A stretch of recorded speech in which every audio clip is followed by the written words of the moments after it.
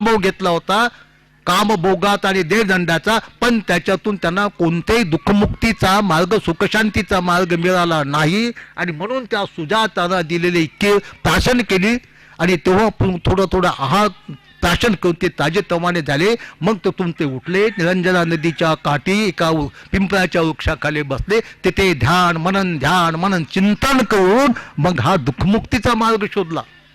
जिवंतपणीच माणसाला दुःखातून मुक्त होण्याचा, सुखशांतीचा मार्ग शोधला आणि त्यालाच म्हणतात त्यांना संबोधी प्राप्त झाली, बुद्धत्व प्राप्त झालं. बुद्ध झाले म्हणजे काय?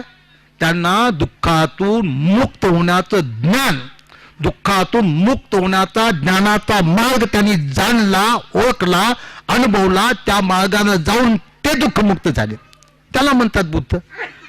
आणि म्हणून प्रत्येकाला बुद्ध समजला पाहिजे, प्रत्येकाला बुद्ध समजला पाहिजे. हा याच माणसाला बुद्ध समजून घेत म्हणता येत नाही की ज्यांनी धम्माची दीक्षा घेतली, त्याचंच नाही. ज्याला माणूस म्हणून जीवन जगायचंय सुखानं, त्या प्रत्येक माणसाने हा सुखाचा, शांतीचा मार्ग ज्यांनी दाखवला त्या बुद्धाला समजून घेतलं पाहिजे.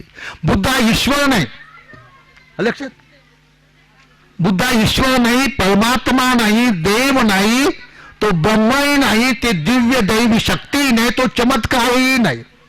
मग बुद्ध काय? बुद्ध म्हणजे दुःखातून मुक्त होण्याचा ज्ञानाचा मार्ग. बुद्ध मध्ये जिवंतपणी माणसाला सुख शांती प्राप्त करून देणारा तो मार्ग, त्याला बुद्ध म्हणतात.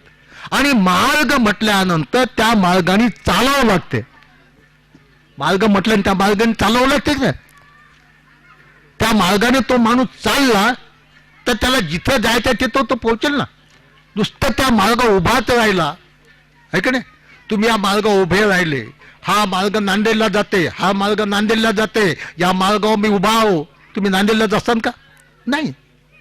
तुम्हाला मार्ग माहीत नसेल नांदेडचा तर कोणाला विचारायचा की जे माणसं नांदेडला गेले त्यांच्याकडून म्हणून ऐकायचा. त्यांनी सांगल्याप्रमाणे आपण जर चाललो तर तुम्ही नांदेडला पोहोचू शकणार नाहीत का? तसाच भगवान बुद्धांनी दिलेला दुःखमुक्तीचा मार्ग आहे, सुखशांतीचा मार्ग आहे, लौकिक आणि लोकोत्तर सुख मिळवणारा मार्ग आहे. तुम्हाला भौतिक सुख पाहिजे असेल तर ते भौतिक सुख कसं प्राप्त करून घेता येते हे सुद्धा भगवान बुद्धांनी सांगितलेलं आहे. तुम्हाला लोकोत्तर सुख पाहिजे असेल तर ते लोकोत्तर सुख, ज्याला दिव्य सुख म्हणतात, ते दैव्य सुख कोणत्या मार्गाने गेल्यानंतर माणसाला मिळते हाय भगवान बुद्धांनी उपदेश केलाय. या लौकिक आणि लोकोत्तर सुखापेक्षा यलौकिक तुम्हाला सर्वश्रेष्ठ निर्वाणाचं सुख पाहिजे असेल तर निर्वाणाचं सुख कसं मिळवलं पाहिजे, त्यासाठी कोणत्या मार्गाने आपण गेलं पाहिजे हे सुद्धा बुद्धांनी सांगितलेलं आहे. म्हणजे सर्व प्रकारच्या सुखाची प्राप्ती करून घ्यायची असेल त्यासाठी एकच मार्ग आहे, तो बुद्धांनी शिकवलेला मार्ग. आणि त्यासाठी पहिल्या प्रथम आपण बुद्ध म्हणजे का हे समजून घेण्याचा प्रयत्न केला पाहिजे. आपलं श्रद्धास्थान, आपलं शरणस्थान, आपलं पूजास्थान, आपलं आराधनस्थान बुद्ध आहे. सर्व मनुष्य प्राण्याचं, का माणसात जातबीत काही नाही. माणसात जात नाही ना काही नाही. जात पीत जे आहे हे माणसात नाही, जनावरांमध्ये आहे. जनावर आहेत नसतं, गाय, बैल, डुक्कर, कुत्रा, मांजर, घोडं, गाढव, हत्ती, कोंबडा, पिंबडा हे नाही.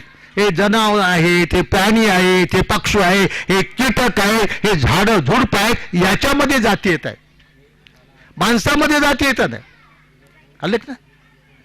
आता मी तुमच्या गावात पहिल्यांदाच आलो का नाही? तर पहिल्यांदाच आल्यामुळं हे झाड काय मी याच्या अगोदर तुमच्या गावातलं पाहिलं नाही. हे झाड पाहिलं नाही, ते झाड पाहिलं नाही का तुमच्या गावात पहिल्यांदाच आलो. पण आज मी पाहिल्या त्या झाडाला ओळखतो की हे झाड कशाचं आहे. हे झाड पिंपळाचं आहे, काय की ते झाडे ओळखतो. तर हे झाड ओळखण्यासाठी त्याचे पानं अलग आहेत, त्याचे फुले अलग आहेत, आहे का नाही, त्यांची चवळ अलग आहे, है का नाही. तर माणसं ओळखण्यासाठी काही अलग आहे का काही? आता कोंबडे ओळखण्यासाठी अलग काय आहे का कोंबड्या ओळखण्यासाठी? आता हे म्हैस आहे, तुमच्या गावातली कधीच पाहिजे ही म्हैस नाही पाहिजे. पण तुमच्या गावात आजच पाहिल्या मग तो म्हैस आहे. पण मी असा तुमच्या गावातून हिंडत गेलो, एक बाई रस्त्याला आली. तिला मी याच्या अगोदर कधीच पाहिलं नाही. तिला पाहिल्या तिची जात ओळख नाही, ही बाई आहे एवढं ओळखतो मी, आहे का नाही. पण खेदाची गोष्ट आहे देशातील, या देशाच्या लोकांची. आणि आपण माणसं असून आपण जात मानून प्राण्याच्या, गाढवाच्या, डुकराच्या, कोंबड्याच्या, पोपट्याच्या, झाडा झुडपाच्या येवणीमध्ये जातं. किती सोपा बुद्धानं सिद्धांत शिकवला. हे जाती माणसामध्ये नाहीत. म्हणून बुद्ध म्हणता, जदच्चा होती ब्राह्मणो नदच्चा होती वृषलो, कमनात होती ब्राह्मणो कमनात होती वृषलो. मनुष्य जातीने कोणी श्रेष्ठ होत नाही आणि जातीने कोणी नीच होत नाही. मनुष्य आपल्या कर्तव्यानं श्रेष्ठ होतो आणि आपल्या कर्तव्यानंच तो नीच होत असतो. आणि म्हणून पहिल्यांदा आपण संपूर्ण जातीयतेच्या कलंकातून मुक्त होण्याचा प्रयत्न केला पाहिजे. बोधिसत्व डॉक्टर बाबासाहेब आंबेडकरांनी संपूर्ण 20 वर्षपर्यंत जगातील सर्व धर्माचा सखोल अभ्यास करून हा धम्म का निवडला, काय कारण त्याच्यामध्ये. एकच काय, या धम्मामध्ये जातीयता नाही. या धम्मामध्ये कोणत्याही प्रकार जाता येत नाही. एक चांगला माणूस, वाईट माणूस. चांगला म्हणजे रूपानं नाही बरं, कर्तव्यानं, शुद्ध आचरणानं. ज्याचं शुद्ध आचरण तो चांगला, त्याचं अशुद्ध आचरण तो वाईट. ज्याने चोरी केली तो राजा असू द्या, चोरी त्याने केली तर राजाला काय म्हणतात लोक, काय म्हणतात, चोर म्हणतील की नाही. आज तुम्ही पहा, प्रत्येक दिवशी पेपरमध्ये पहा काय काय आले लिहून पेपरमध्ये. ज्याच्या बंगल्यावर धाड टाकली त्याला पोलिसांना अटक केलं. कोट्याधीश आहेत, शासकीय लोक आहेत, पण कर्म अकुशल केल्यामुळं त्याला नीच पदवी मिळत आहे. कोणाला चोर, कोणाला डाकू, कोणाला भ्रष्टाचारी, आहे का नाही. आणि म्हणून जर प्रत्येक माणसाला माणूस बनायचं असेल तर त्यांनी मानव धम्माला समजून घेण्याचा प्रयत्न केला पाहिजे. आणि संसारात एकच मानव धम्म आहे, त्याला आपण म्हणतो ना हा बौद्ध धम्म. बाकी एकही मानव धर्म नाही, एकही मानव धर्म नाही. भगवान बुद्धांनी दिलेल्या धम्माचा केंद्रबिंदू माणूस आहे. माणूस आणि माणसाचं, माणसाशी माणुसकीचं नातं हे फक्त या बौद्ध धर्मात आहे, बाकी संसारातील एकही धर्मात नाही. बाकीच्या धर्माचे केंद्रबिंदू ईश्वर आहे, आत्मा आहे, ब्रह्म आहे, कर्मकांड आहे, जातीवाद आहे, ज्याला आपण परंपरा म्हणतो ते आहेत, रूढीवाद आहे, ग्रंथ स्वतः प्रमाण आहे. बाकीच्या धर्माचा केंद्रबिंदू, बौद्ध धर्माचा केंद्रबिंदू आहे माणूस. माणूस आणि माणसाचं, माणसाशी माणुसकीचं नातं आहे. आपल्या देशामध्ये लोकशाही राज्य आहे. लोकशाहीचा प्रणेता कोण आहे? हे लोकशाही कुठून सुरू झाली? हे कोणा ईश्वरापासून सुरू झाली नाही, हे कोणा परमात्मापासून सुरू झाली नाही. हे लोकशाही सुरू झाली भगवान बुद्धापासून. भगवान बुद्धापासून लोकशाही सुरू झाली आहे. हे मतदान केव्हापासून सुरू झालेलं आहे? मतदान ज्याला आज आपण करतो ते, हे मतदानाची पद्धत भगवान बुद्धाच्या काळात भिक्षू संघामध्ये होती. आणि तेच भगवान बुद्धांनी शिकवलेली लोकशाही, जी समता, स्वातंत्र्य, बंधुत्व आणि न्याय याच्यावर आवड असलेली लोकशाही बाबासाहेबांनी आपल्या संविधानाच्या रूपानं या देशाला दिलेली आहे. आणि म्हणून या प्रसंगी मला एकच सांगायचं आहे, आपण माणसाचा जन्म श्रेष्ठ जन्म आहे. माणसाच्या जन्मासारखा श्रेष्ठ जन्म नाही का. भगवान बुद्धांनी सांगितलं प्रत्येक माणसामध्ये बुद्धाचं बीज आहे, त्यांनी आपल्या प्रयत्नानं ते उगवण्याचा प्रयत्न केला पाहिजे. का बुद्ध बनण्याचा मार्ग आहे. बुद्ध हा अवतार नाही, बुद्ध हा अवतार नाही. बुद्ध जन्मात नसतात, बुद्ध बनत असतात, हे नीट लक्षात घ्या. आणि एका माणसाला बुद्ध बनण्याचा तो मार्ग आहे. जो माणूस त्या मार्गाने जाईल तो बुद्ध म्हणतो. आता समजा तुम्हाला विचार सांगतो, ते पोलीस तिथं बसले आहेत की नाही? ते पोलीस बसले आहेत की नाही? ते पोलीस काय जन्मलेत का? जन्मलेत का ते?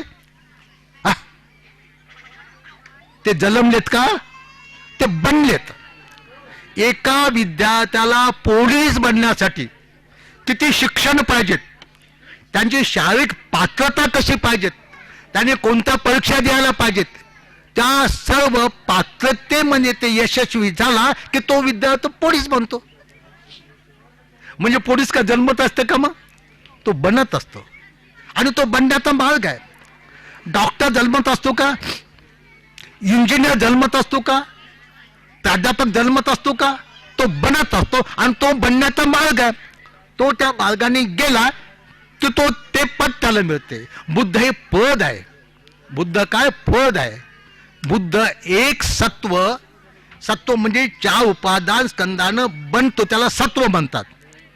आणि त्या सत्वाला बोधिसत्व बनण्यासाठी 10 पारमिताचं पालन करावं लागतं. त्या 10 पारमिताला 10 सद्गुण म्हणतात. जसं दान, शील, नैष्कर्म्य, सत्य, शांती, वीर्य, अधिष्ठान, मैत्री, उपेक्षा हे 10 सद्गुण आहेत. एक सत्व जेव्हा या 10 सद्गुणाला पूर्ण करतो तेव्हा त्याला बोधिसत्व म्हणतात. बोधिसत्वाचा अर्थ काय होते? बोधी म्हणजे बुद्धत्व, सत्व म्हणजे प्राणी. जो प्राणी बुद्धत्व प्राप्त करण्यासाठी प्रयत्नशील आहे त्या प्राण्याला बोधिसत्व म्हणतात. आणि बोधिसत्व सुद्धा जन्मत नसतो, तो सुद्धा बनत असतो. तो बोधिसत्व तेव्हा बनतो की जेव्हा तो या 10 पारमिताचं आपल्या जीवनामध्ये पालन करतो. दानाचं पालन करतो, शीलाचं पालन करतो, त्यागाचं पालन करतो, प्रज्ञेचं पालन करतो, वीर्याचं पालन, सत्याचं, शांतीचं, मैत्रीचं, मुदितेचं, उपेक्षेचं, या 10 पारमिताचं जो सत्व पालन करतो त्याला बोधिसत्व म्हणतात.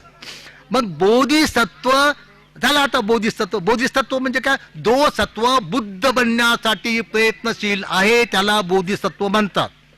मग त्या बोधिसत्वाला बुद्ध बनण्यासाठी काय करावं लागते? त्या बोधिसत्वाला बुद्ध बनण्यासाठी 37 बोधिपाक्ष्य धर्माचं पालन करावं लागतंय. ते काय आपोआप बुद्ध होत नाही ते माणूस. कोणी कशातून कोणी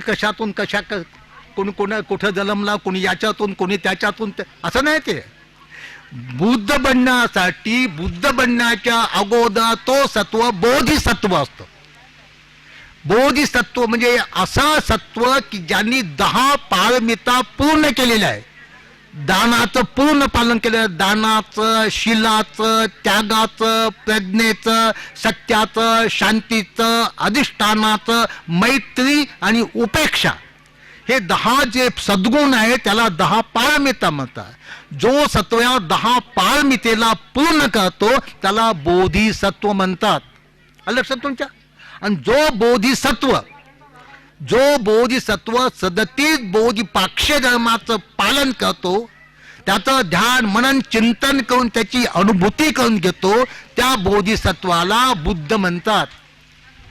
बुद्ध म्हणजे काय? मग 37 बोधिपाक्षीय धर्म.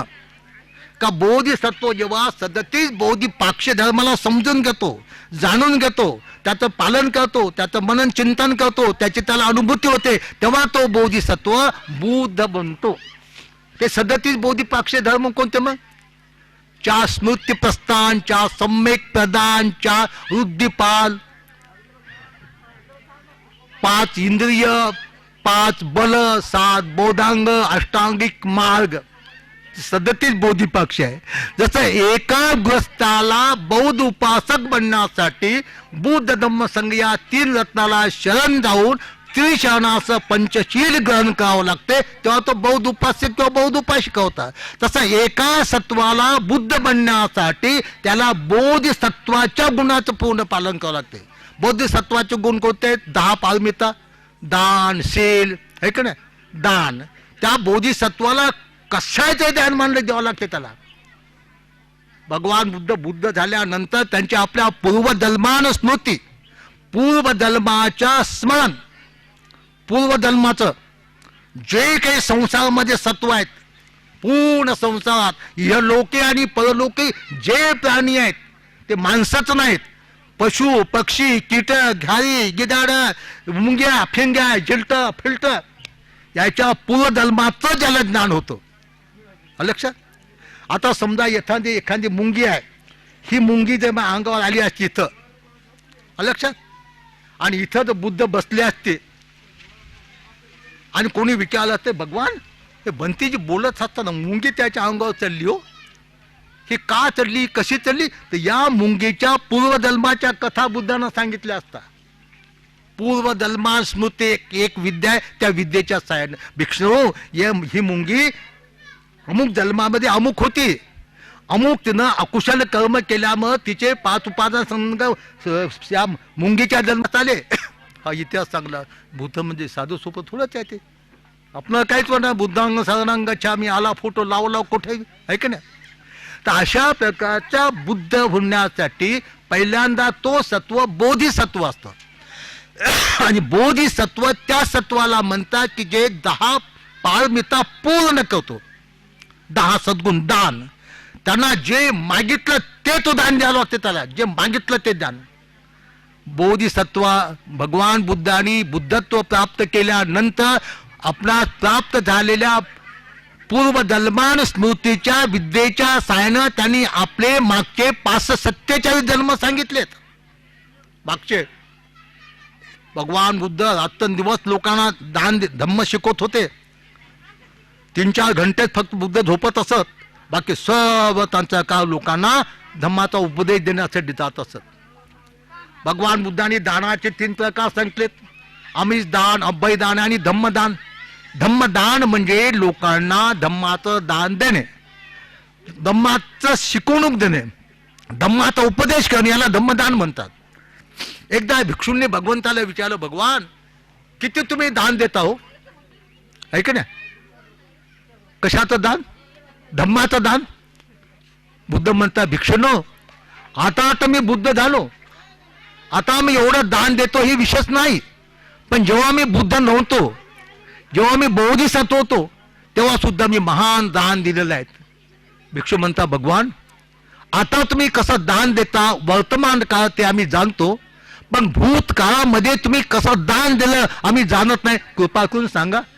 तर भगवान बुद्धांनी आपल्या पूर्वजन्माची एक कथा सांगितली की ज्या जन्मामध्ये मी एक वैशंत राजा होतो, वैशंत नावाचा राजा अलग, तर त्यावेळेला ज्या हत्तीवर बसून मी लढाई करून शत्रूला जिंकून विजय प्राप्त करत होतो, तो माझा हत्ती मागितला.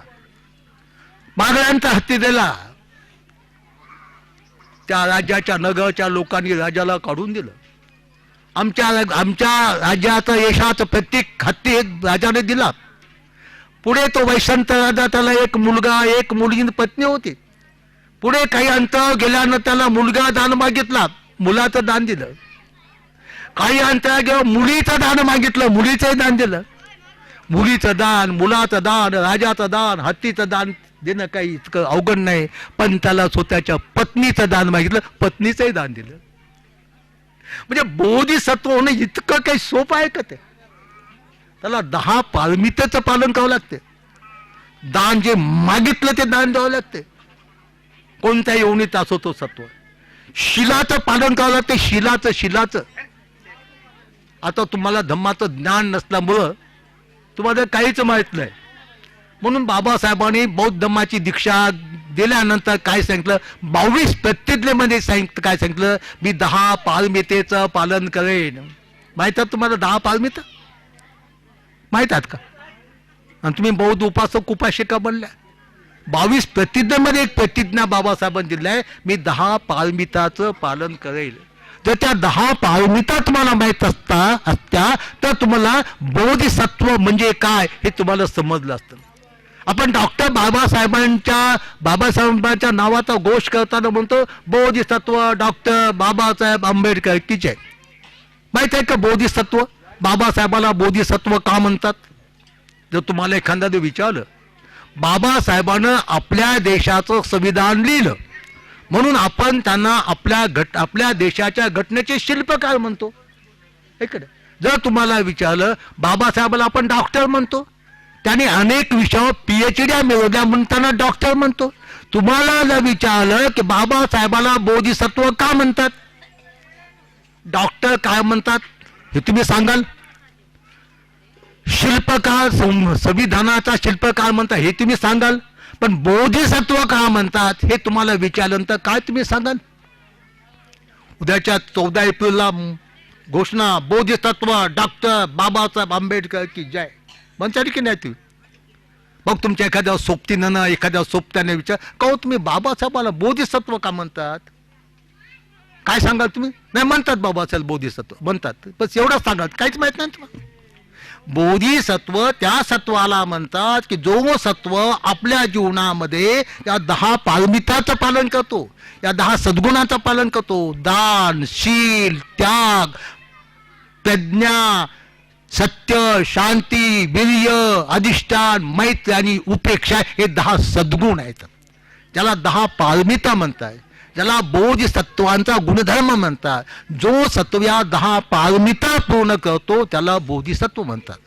बाबासाहेबाच्या जीवन कार्याचा सूक्ष्मदृष्ट्या आपण जर अभ्यास केला तर आपण कळून चुकेल की बाबासाहेबांनी आपल्या जीवनामध्ये या 10 पारमितांचं पालन केलेलं आहे. जर आपण त्याच्या जीवन कार्याचा सखोल सूक्ष्मदृष्ट्या अभ्यास केला तर की बाबासाहेबांनी या 10 सद्गुणाचं आपल्या जीवनामध्ये पालन केलेलं आहे. दानाचं पालन केलं, शीलाचं पालन केलं, महान त्यागी बनले, खूप त्याग केला, त्याला आपण प्रज्ञावान म्हणतो, त्याला आपण प्रयत्नवान, शीलवान, वीर्यवान म्हणतो, तर आपण संत, सत्य आणि शांतीचा आपण त्याला दाता म्हणतो. आपण त्याने मैत्रीने युक्त असलेला आपण म्हणतो, त्याला आपण उपेक्षेने युक्त असलेला म्हणतो. या एकेका पारमिताचं बाबासाहेबाच्या जीवन कार्याशी आपण तुलनात्मक अभ्यास केला तर आपल्याला दिसून येते की बाबासाहेबांनी या 10 पारमितेचं आपल्या जीवनामध्ये पालन केलं. म्हणून जगाच्या पंडितांनी, विद्वानांनी बाबासाहेबांचे 5 उपादानस्कंद कधीतरी ते बुद्ध होतील म्हणून त्यांना बोधिसत्व म्हणून संबोधित केलेलं आहे. बाबासाहेबांनी किती दानाचं पालन केलं, किती दान दिलं बाबासाहेब. तिन्ही तऱ्हेचं दान दिलं, या आमिष दान दिलं, अभय दान दिलं आणि धम्मदान दिलं. आमिष दान म्हणजे काय? वस्तूचं दान. आमिष दान भोजन दान, वस्त्रदान, निवासदान, औषध पाणी पथ्यदान, ज्या काही भौतिक वस्तू आहेत त्याचं दान देणं, त्या दानाला आमिष दान म्हणतात. लक्षात तुमच्या? तर बाबासाहेबांनी हे दान दिलं नाही का लोकांना? हे आमिष दान, भोजन दान, कपड्याचं दान, निवास दान, औषध पाण्याचं दान हे बाबासाहेबांनी दिले की नाही? हा, दिले की नाही? तुम्हाला दिले का? तर तुम्ही तेव्हा म्हणा बाबासाहेब नव्हतेच तेव्हा आम्हाला काय माहित. याला आमिष दान म्हणतात. त्या बोधिसत्व डॉक्टर बाबासाहेबांना ते आमिष दान, वस्तूचं दान तुम्हाला दिलं की नाही? आमिष दान म्हणजे भोजन दान आहे का नाही, वस्त्रदान, निवासदान, औषध पाणी आणि पथ्याचं दान, जे काही भौतिक वस्तू आहेत ते दान देणं त्याला आमिष दान म्हणतात. मग तुम्ही तुमच्या अनुभूतीतून सांगा की बाबासाहेबांना हे आमिष दान तुम्हाला दिलं की नाही? दिलं की नाही? दिलं नाही? कसं दिलं सांगा बरं? आपल्या अनुभवातून सांगायचं. भगवान बुद्धाचा धम्म अनुभवाचा धम्म आहे का नाही? बाबासाहेबाला आपण बोधिसत्व म्हणतो. बोधिसत्वात पहिला गुण पाहिजे दान. त्यांनी जगाला दान दिलं पाहिजे तेव्हा त्याला बोधिसत्व म्हणतात. मग जर तुम्ही बाबासाहेबाला बोधिसत्व म्हणता तर त्यांनी तुम्हाला कोणतं आमिष दान दिलं ज्याला तुम्ही बोधिसत्व म्हणतात? हा, माहित ना तुम्हाला? म्हणजे आता तुम्हाला काही दिलंच नाही त्याला आमिष दान.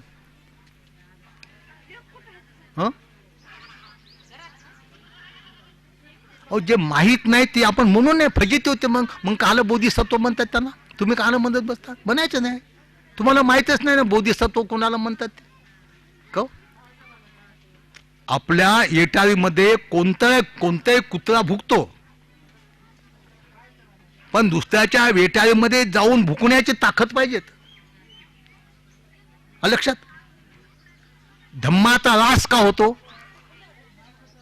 कोणत्याही धर्माचा रास का होतो? त्याला एक कारण आहे, धम्माचे प्रचारक किंवा धम्माचे अनुयायी हे विद्वान पाहिजेत. त्याच्या सखोल त्याला त्यांच्या धर्माचं ज्ञान पाहिजेत. त्याच्याशी कोणत्याही धर्माचा एखादा पंडित चर्चा करण्यासाठी आला तर त्याच्यासोबत चर्चा करण्याची ताकद पाहिजे त्याच्यात. मग तो त्यांचा प्रचारक भिक्षू असो, भिक्षुण असो, उपासक असो की उपासक असो. तुम्हाला विचारलं तुम्ही बाबासाहेबांना बोधिसत्व का म्हणतात? मग काय ते मग काहीच नाही. काय म्हणतील तुम्हाला? आणि बौद्ध धर्म ज्ञानाचा धर्म आहे. ते असं नाही आमच्या धर्मग्रंथात लिहिलं म्हणून म्हणतो, हे नाही तिथं. हे बौद्ध धर्माला मान्य नाही. ते धर्मग्रंथात लिहिलं म्हणून सत्य आहे, हे भगवान बुद्धाला मान्य नाही, बाबासाहेबांना मान्य नव्हतं. का प्रत्यक्ष आपल्या कृतीतून त्याची अनुभूती आपल्याला झाली पाहिजे. मग बाबासाहेबांना बोधिसत्व आपण म्हणतो. आपण पाहतो बुद्ध कोणास म्हणतात? आपलं त्या बिहारामध्ये बुद्ध रूप बसवले की नाही आपण, तर ते आपल्याला बुद्ध पाहायचंय. बुद्ध कोणास म्हणतात आहे का नाही? आणि एक सत्व बुद्ध कसा बनतो ते बुद्धाचं माहीत नसते तर ते त्या विहारात काय करणार तुम्ही?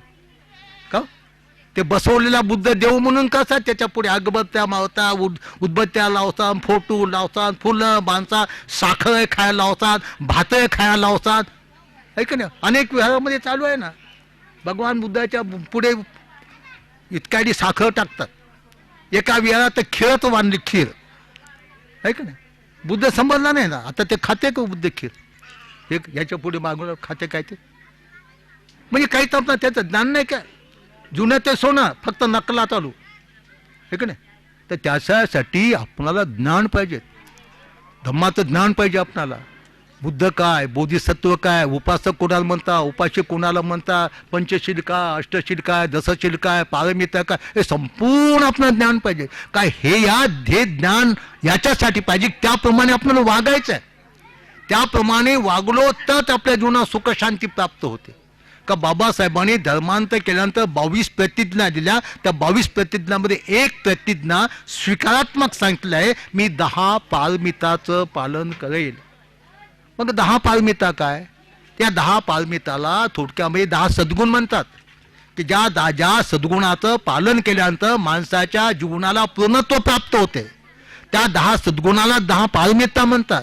त्याला बोधिसत्वाचा गुणधर्म म्हणतात. तर आपण बाबासाहेबाला बोधिसत्व म्हणतो, तर हे बोधिसत्वाचे 10 जे गुण आहेत त्याला 10 पारमिता म्हणतात. त्याच्यातलं दान हा एक गुण बाबासाहेबांमध्ये होता. तर त्या गुणाला अनुसरून तुम्हाला बाबासाहेबांनी काही दान दिलं का? तर दान, भोजन दान, वस्त्रदान, घराचं दान, औषध दान, दागिन्याचं दान, याला आमिष दान म्हणतात.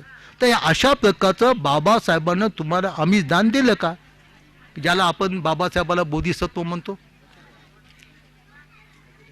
हा दिलं नाही कोणा?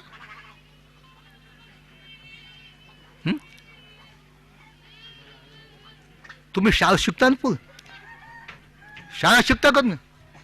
तुम्हाला काय दिलं का आम्ही दान बाबासाहेबांना? म्हणा त्यावेळेला बाबाच होतो, आम्ही जन्मलंच नव्हतो. हा अरे किती अज्ञान, किती अज्ञान आहे. हा बाबासाहेबांना किती आमिषदान दिलं. भोजनदान, वस्त्रदान, औषधदान, पथ्यदान, निवासदान. हा काहीच माहित नाही. तुम्हाला वाटते हे जे आज गोर गरिबांना जे काही शासन द्यायला, हे शासनच द्यायला काही वाटते? ते काहीच तुम्हाला देणार शासन. बाबासाहेबांना संविधानामध्ये तुमच्यासाठी जी व्यवस्था केली त्यातला 1% देणार. ते लक्षात तुमच्याच? वसतिगृह, शाळा, कॉलेज, अनाथालय हे कोण सुरू केले? बाबासाहेबांनी संविधानात तशी व्यवस्था केलेली आहे. म्हणून लाखो विद्यार्थ्यांना आज बाबासाहेब मेल्याच्या नंतर वस्त्रदान, भोजनदान, निवासदान, पुस्तकदान, फी दान, औषधदान बाबासाहेबांच्या निधनानंतर मिळालं. बोधिसत्व तर आपल्या जिवंत असतानाच देतात, लक्षात. पण बाबासाहेबाचं निधन झाल्यानंतर ते दान तुम्हाला मिळालेलं आहे. तुम्ही म्हणसाल विद्यार्थ्याला भेटायला पण आम्हाला साडी हे बाबासाहेबांनी दिली का? फार लोक हुशार आहेत, लक्षात. एका मोठ्या साधूशी ज्याचं वय 85 वर्ष होतं, त्यावेळेला माझं वय 22 वर्षाचं होतं. बुलढाणा जिल्ह्याची गोष्ट आहे. बुलढाणा जिल्ह्यात धम्मप्रचाराचा दौरा चालू होता. धम्मप्रचाराचा दौरा संपला आणि उद्या माझ्यासोबत 50-60 शिकलेले मुलं होते. आम्ही दुसऱ्या गावाला जाण्यासाठी निघालो. जाताना एका आपल्या सडकेच्या बाजूला झाड होतं, त्या झाडाखाली आम्ही बसलो. गाडीला यायला वेळ होता. त्या झाडाखाली 50-60 शिष्य घेतलेला एक वयोवृद्ध 85 वर्षाचा महाराज होता. आपल्या माणसाला फार शोक आहे, कोणाची चर्चा करून त्याला हरवण्याचा प्रयत्न करतात. मला आपले सारे विद्यार्थी केले होते. भगवान म्हणते, बाबासाहेब आमच्या जिल्ह्यात हा महाराज असा आहे की सर्वाला हातात करून सोडायला, त्याच्याशी बोला. त्याचं वय 85 वर्ष आणि माझं वय असेल 22 वर्ष. आता काय बोलावं त्या माणसाशी? इतकी दाढी होती त्यांना. पण तो बिचारा, त्याला साधू संतांबद्दल आदर होता. मी जर 22 वर्षाचा होतो, एका झाडाखाली आम्ही बसलो. गाडीला यायला वेळ होता. मला पाहिल्यानंतर नमस्कार स्वामी म्हणे म्हणाले. आता काय बोलावं त्याच्याशी? त्याच्याशी बोलावं काही समजेना मला. आपले पोहं मागून टोचायला येतं. बोला भंतीचरला, ते आमच्याकडे लय छेक आला, काय बोलावं त्याच्या? मग निघाला ईश्वराचा प्रश्न. हे जग मला हे जग महाराज ब्रह्माने निर्माण केलं. मला काय तो 22 वर्षाचा मी, 25 वर्षाचा महाराज, हे जग ब्रह्मानच निर्माण केलं. म्हणलं महाराज जग ब्रह्माने निर्माण केलं असेल, पण एक त्याच्यात उणीव होती. ब्रह्माने डोळे दिले माणसाला, नाकही दिलं, तोंडही दिलं, कानही दिले, हातही दिले, पायही दिले. पण त्या ब्रह्माला एक करता आलं नाही की याच्या इंद्रियाला त्याला पाहिजे तसं काम करण्याचं स्वातंत्र्य दिलं नाही म्हटलं. असं मी त्यांना प्रश्न केला. ब्रह्मानं हे सर्व त्याला जन्म दिला, डोळे दिले, तोंड दिलं, नाक दिलं, हातपाय दिले, सारं दिले. पण त्यांनी दिलेल्या त्याच्या इंद्रियाला त्यांच्या बुद्धीप्रमाणे काम करण्याचं स्वातंत्र्य दिलं नाही म्हटलं. असं कसं म्हणता? मला माझ्या अनुभवातला म्हटलं. म्हणलं तुमचा काय अनुभव आहे? मला म्हणलं मी विद्यार्थी असताना 7वीला 5वी 6वी 7वीला एका शाळेत होतो की जी शाळा एका देवस्थानच्या वतीनं चालू होती. त्या शाळेमध्ये एक महाराज होता, त्याला देव म्हणत असत. पण त्या शाळेत जात असताना मला पाय होते म्हणलं, सर्व होतं, डोळे होते, पाय होते, सर्व होते. पण सर्वाच्या सोबत मला जाता आलं नाही. तर बाकीच्या समाजाच्या मुलाची आमची रांग याच्यामध्ये 10 फुटात अंतर ठेवावं लागत होतं. माझा अनुभव सांगतो का बाट होत होता, लक्षात. मग एवढे त्याच्या उणीव होती म्हणलं. आणि ती भरून काढली म्हणलं डॉक्टर बाबासाहेब आंबेडकरांनी. संविधान लिहिलं आणि सर्वाला स्वातंत्र्य दिलं म्हटलं. तुम्हाला तुमच्याच पैशाच्या या साड्या नेसायचं स्वातंत्र्य नव्हतं. तुमच्या पैशाच्या, तुमच्या कमाईच्या पैशातूनच तुम्हाला चांदी सोन्याचे दागिने घालण्याचे अधिकार नव्हते, लक्षात. तुम्हाला तुमच्या पैशानं तुमच्या मुलाचं लग्न झालं तर तुमच्या गावाच्या सार्वजनिक रस्त्यावरून तुम्ही विकत घेतलेल्या घोड्यावर बसून त्याला जाता येत नव्हतं, लक्षात. ते सर्व अधिकार दिले बाबासाहेबांनी लिहिलेल्या संविधानानं. म्हणून त्या महाराजाला म्हटलं, महाराज ब्रह्मदेवानं सारं उत्पन्न केलं असं, पण ब्रह्मदेवाची एक उणीव होती. त्यांनी माणसाला दिलेल्या इंद्रियाचं स्वातंत्र्य त्याला देता आलं नाही. हे पाय दिले पण कुठे जायचा अधिकार कुठे होतात? मंदिरात जाते तो पाय तोडत होते ना, आहे की नाही? हे बाबासाहेब दिले. ब्रह्मदेवाला देता आलं नाही नसलेल्या, म्हणून बाबासाहेब म्हटलं मी ब्रह्म विष्णू महेशाला देव मानणार नाही, ती उपासना कर. ते नाहीच नाही, होता नाही नाही, काय त्याचं, ऐक ना. तर अशा त्यानं बाबासाहेबानं संपूर्ण दान पारमिताचं पालन केलं. आमिष दान तर दिलं, हे सगळं बाबासाहेबांची कमाई आहे. का त्यांनी हे स्वातंत्र्य आपणाला दिलं. आपण जे आपण कष्ट करायचं कुठं स्वातंत्र्य होतं? कोणतंही काम आपल्याला करता आलं येत होतं का? जसं आता आपण कोणतंही काम करतो तसं धर्मांतराच्या अगोदर, स्वातंत्र्याच्या अगोदर, बाबासाहेबांनी संविधान लिहिल्याच्या अगोदर सर्व कामं आपल्याला करता येत होते का? करता येत नव्हते आपल्या सर्व कामं. आपले कामं ठरवलेले होते, आहे का नाही? आता आपण वाटेल ते काम करून आता आपण ते वैभव भोगवतो. त्याला कारण एकच बाबासाहेबांना दिलेलं दान. आपल्याला दान शिक्षण देण्यासाठी बाबासाहेबांनी आपल्याला स्वातंत्र्य मिळवून दिलं की नाही? धन कमावण्यासाठी बाबासाहेबांनी स्वातंत्र्य दिलं, सर्व दिलं. पण कुठे आम्हाला बाबासाहेब समजला? कोणालाही बाबासाहेब समजलेला नाही. फक्त नाव आपण म्हणतो बाबासाहेब की जय, बाबासाहेब की जय. कोणाला बाबासाहेब समजला? अरे बाबासाहेबांनी एक सांगलं ते तर कोणी केलं ना, की कमीत कमी 8 दिवसातून रविवार आला तुम्ही विहारात जातात कोणी? तुम्ही पाहणं जाता का? आता तुम्ही जाता, हे का? सर्व पाहतो ना, मी सर्व महाराष्ट्रभर हिंडतो आम्ही. विहारायला कुलप, एवढ्याले कुलप, आहे का नाही? काही विहार आज चांगले, फार थोडे, आणि आम्ही बाबासाहेबांसाठी जय म्हणतो. म्हणून बोधिसत्व त्यांना म्हणतात की जो सत्व 10 पारमितांचं पालन करतो. बाबासाहेबाला याच्यासाठी बोधिसत्व म्हणतो की त्यांनी आपल्या जीवनामध्ये 10 पारमितांचं पालन केलं, दानाचं पालन केलं, खूप खूप दान दिलं. अमित दान दिलं, जीवदान दिलं, जीवदान. अभय दान म्हणजे जीवदान. दुःखी, पीडित, अनाथ याला जीवदान देणे. आपण मृत्यूवंत होतो, है का नाही? तर आपल्याला बाबासाहेबांनी जीवदान दिलेलं आहे. सर्वात मोठं जीवदान देण्याची कथा माहीत असेल तुम्हाला, आहे का नाही? महात्मा गांधींनी उपोषण केलं की नाही, आहे का नाही? ज्याच्यासाठी महात्मा गांधींनी उपोषण केलं ते आज बाबासाहेबांनी मागे घेऊन त्यांना वाचवलं, नाही तर गांधी मरत होते. असे कोट्यावधी लोकांना बाबासाहेबांनी जीवदान दिले. आपण का मृत्यूवंत होतो? मेलेले मुडदे तेच बरोबर त्याच्या चेतना होती, अशी आपली अवस्था होती. तुम्हाला ते माहित नाही ना, तुम्हाला काय माहित आहे त्यावर?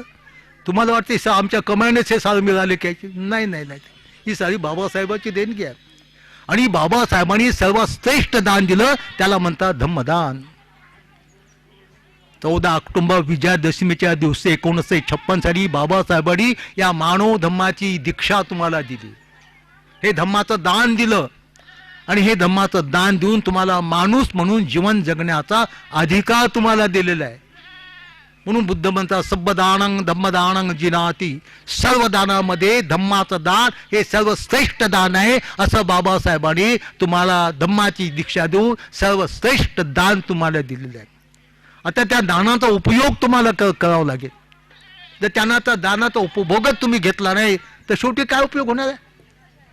आणि म्हणून तुम्ही जे सर्वश्रेष्ठ बाबासाहेबांना धम्माचं दान दिलेलं आहे ते धम्म समजून घ्या. तुम्ही बुद्ध समजून घ्या, धम्म समजून घ्या, संघ समजून घ्या. भगवान बुद्धाने भिक्षूला सांगितलं प्रमाणे की जेव्हा तुम्ही बेचैन व्हाल, अस्थिर व्हाल, भयभीत व्हाल, शोकग्रस्त व्हाल, तेव्हा तुम्ही बुद्धानुस्मृती करा. हे भगवान बुद्धाने केवळ भिक्षूंना सांगितलं नाही, संपूर्ण विश्वातील मनुष्य प्राण्याला सांगितलं आहे. कोणताही मनुष्य जेव्हा बेचैन होईल, अस्थिर होईल, भयभीत होईल, शोकग्रस्त होईल, तेव्हा त्यांनी बुद्धाच्या गुणाचं स्मरण केलं पाहिजे. एखादा भयभीत झालेला माणूस, शोकग्रस्त झालेला माणूस म्हणेल की शोकातून, भयातून, दुःखातून मुक्त होण्याचा मार्ग बुद्धाने सांगितला, पण मी बुद्धाचा अनुयायी नाही, मी बुद्धानुस्मृती कशी करू? मग त्यासाठी बुद्धानं सांगितलं ज्याला बुद्धानुस्मृती करायचं नसेल त्यांनी धम्मानुस्मृती करावी. त्यांनी कशाचं स्मरण करावं? धम्माचं. भगवान बुद्धांनी सांगितलेल्या दुःखमुक्तीच्या मार्गाचं स्मरण करावं. स्वाखातो भगवता धम्मो संदिष्टिको अकालिको यही पस्सिको ओपनायिको पच्चतं वेदितव्यो विजुहती. या धम्माच्या गुणाचं त्याने स्मरण करावं. पुन्हा तो शोकग्रस्त, भयग्रस्त, दुःखग्रस्त म्हणेल, हा धम्म बुद्धाने शिकवलेला आहे. मी काही बौद्ध अनुयायी नाही, मी धम्मात्म स्मृती कशी करू? मग बुद्ध म्हणतात ज्याला धम्मान स्मृती करायची नसेल पण तो शोकग्रस्त, भयग्रस्त, दुःखग्रस्त असेल त्यांनी संघान स्मृती करावी. पुन्हा तो म्हणेल, अरे हे संघ तर भगवान बुद्धाचा आहे, मी तर भगवान बुद्धाचा अनुयायी उपासक नाही, पण मी शोकग्रस्त, भयग्रस्त, दुःखग्रस्त. त्यासाठी संघ म्हणजे काय समजून घ्यावं लागेल. संघाचा अर्थ समजून घ्यावा लागेल. संघ म्हणजे भिक्षू लोक एका जागी झाले त्याला संघ म्हणत नाही. किंवा डोक्याचं मुंडन केलेला, कायशाय वस्त्र परिधान केलेले असे काही एका जागी झाले म्हणले त्याला संघ म्हणत नाही. संघाचा अर्थ काय? आपण संघाचे गुण त्याच्या पाठीमागे, जो सन्मार्गावर चालतो, न्यायाच्या मार्गावर चालतो, सत्याच्या मार्गावर चालतो, योग्य अशा मार्गावर चालतो, जो पाहुणा म्हणून बोलवण्याच्या लायकीचा आहे, निमंत्रण देण्याच्या योग्यतेचा आहे, दान देण्याच्या पात्रतेचा आहे, जो 4 मार्ग आणि 4 फलावर आरूढ आहे. स्तोतापती मार्ग सोतापती फलप्राप्त, संस्कृतागामी मार्ग संस्कृतागामी फलप्राप्त, अनागामी मार्ग अनागामी फलप्राप्त, अरहत मार्ग फलप्राप्त. तुम्हाला काय माहिती संस्कृतागामी काय काय काय त्यांना? म्हणजे जो मनुष्य अशा 4 मार्ग आणि 4 फलावर आरूढ आहे असे सत्पुरुष जेव्हा एका जागी येतात त्याला संघ म्हणतात. आणि म्हणून आपण संघामध्ये भिक्खू संघांग शरणं गच्छामी म्हणतो का? भिक्खूचा उल्लेख आहे का? संघांग शरणं गच्छामी. आपण तीर्थन घेतो तर आपण म्हणतो का बौद्ध धम्मं शरणं गच्छामी म्हणतो का? धम्मं शरणं गच्छामी. धम्म म्हणजे सत्य. आपण बुद्ध वंदना बुद्ध तीर्थन म्हणताना असं म्हणतो का सिद्धार्थ गौतम बुद्धं शरणं गच्छामी, बुद्धं शरणं गच्छामी. म्हणून यासाठी एकच मार्ग आहे. प्रत्येक माणसाला बुद्ध म्हणजे काय, धम्म म्हणजे काय, संघ म्हणजे काय हे प्रत्येक माणसाला समजून देण्याची आवश्यकता आहे. का प्रत्येक माणसाला बुद्ध धम्म संघ याच्याशिवाय जीवन जगण्याचा कोणताच अधिकार नाही. तो माणूस म्हणून एक सेकंदही जीवन जगू शकत नाही जर बुद्ध धम्म संघाला आधार मानत नाही, बुद्ध धम्म संघाचं अनुसरण करत नाही, त्याला माणूस म्हणून जीवन जगता येत नाही. मग थोडक्यामध्ये बुद्ध धम्म संघ म्हणजे काय? आता एक सत्वाला बोधिसत्व बनण्यासाठी 10 पारमित्याचं पालन करतो. एका बोधिसत्वाला बुद्ध होण्यासाठी 37 बोधिपाक्ष धर्माचं पालन करावं लागते. 37 बोधिपाक्ष धर्म म्हणजे बुद्धाच्या पक्षाचे धर्म. बोधिसत्वाला बुद्ध म्हणून बनण्यासाठी उपयोगी पडणारा धर्म आणि त्याच्या ते 37 बोधिपक्षाचा क्रमाने बोधिसत्वानी पालन केल्यानंतर शेवटी 37 बोधिपाक्ष धर्माचा सार कोणता निघतो? पहिले 4 स्मृतिप्रस्थान, 4 प्रधान, 4 उद्दीपात, 5 बल, 5 इंद्रिय, 7 बोधांग आणि शेवटी आहे अष्टांगिक मार्ग. शेवटी अष्टांगिक मार्ग. जसं तुम्ही दूध असतात, दुधाला तपवल्यानंतर काय होते? साय, त्याची दही, दह्याचं लोणी, लोण्याचं तूप. तसं या क्रमाने 37 मोक्ष धर्माचं पालन करता शेवटी काय? अष्टांगिक मार्ग. अष्टांगिक तुपाच्या नंतर काय आहे का? शेवटी अष्टांगिक मार्ग. अष्टांगिक मार्गाची जेव्हा बोधिसत्वाला अनुभूती होते तेव्हा तो बोधिसत्व बुद्ध बनतो. अष्टांगिक मार्ग म्हणजे 8 अंगाने युक्त असलेला मार्ग. त्याला सम्यक दृष्टी, सम्यक संकल्प, सम्यक वाचा, सम्यक कर्म, सम्यक आजीविका, सम्यक व्यायाम, सम्यक आणि सम्यक समाधी म्हणतात. अशा या अष्टांगिक मार्ग ज्या बोधिसत्वानी अनुभवला, आचरणात आणला, त्याची अनुभूती झाली, त्याच बोधिसत्वाला बुद्धत्व प्राप्त झालं असं म्हणतात. म्हणजे बुद्ध म्हणजे काय? मग अष्टांगिक मार्ग. बुद्धाचा अर्थ काय? अष्टांगिक मार्ग म्हणजे बुद्ध आहे. अष्टांगिक मार्ग म्हणजे काय? सम्यक दृष्टी, सम्यक संकल्प, सम्यक वाचा, सम्यक कर्मान, सम्यक आजीविका, सम्यक व्यायाम, सम्यक आणि सम्यक समाधी. आता अष्टांगिक 8 मार्ग आहेत. या 8 मार्गाचं संक्षिप्त रूप काय तुम्हाला सांगतो. आपण बुद्ध पाहतो, बुद्ध कोणाला म्हणतात?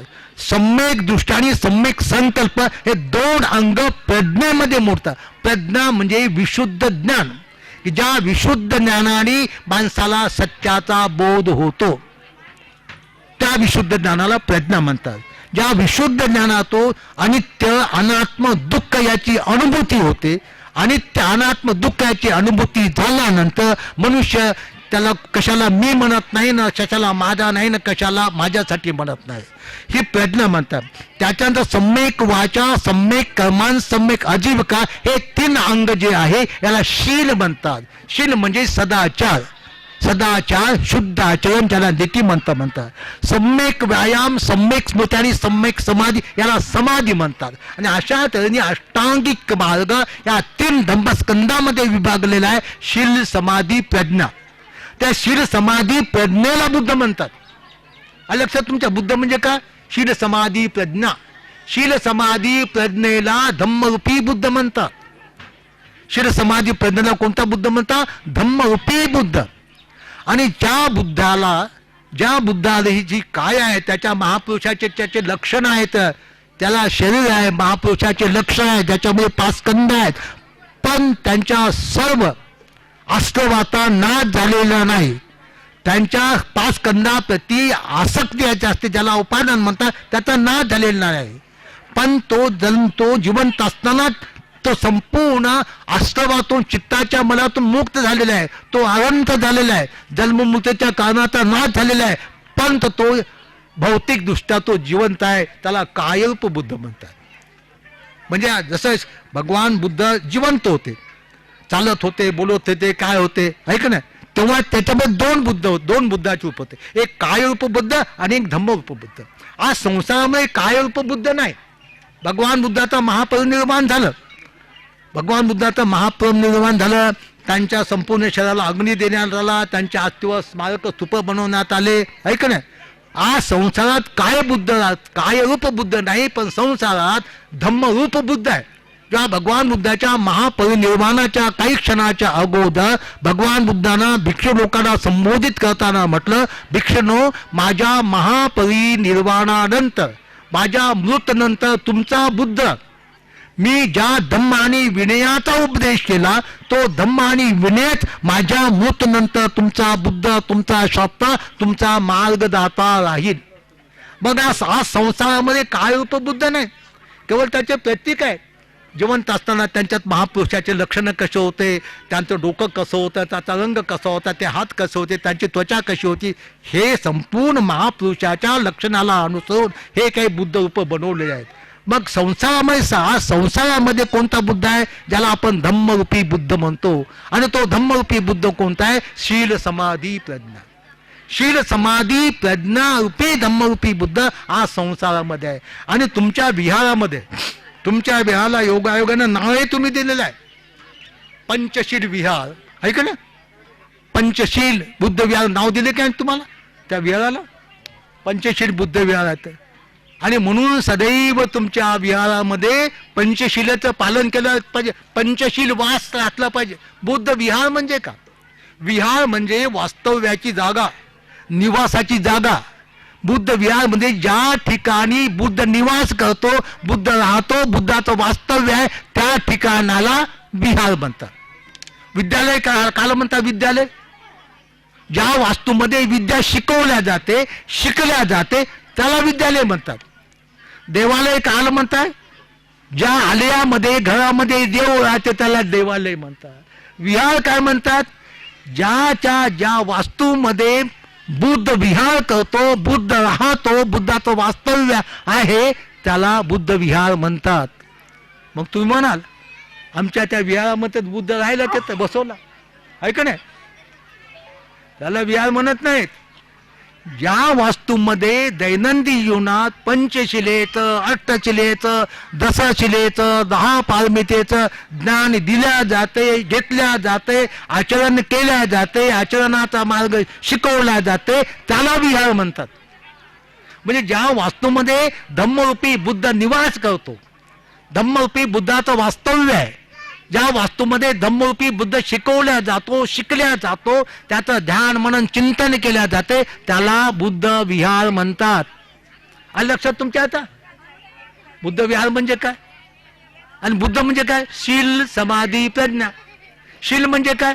पंचशील. प्राण्याची हिंसा करू नये, चोरी करणं, व्यभिचार करू नये, खोटं बोलणे, कोणत्याही मादक पेयाचं सेवन करू नये. उपोषताच्या दिवशी अष्टशिलेचं पालन केलं पाहिजे. उपोषताच्या दिवशी अष्टशिलेचं पालन केलं पाहिजे.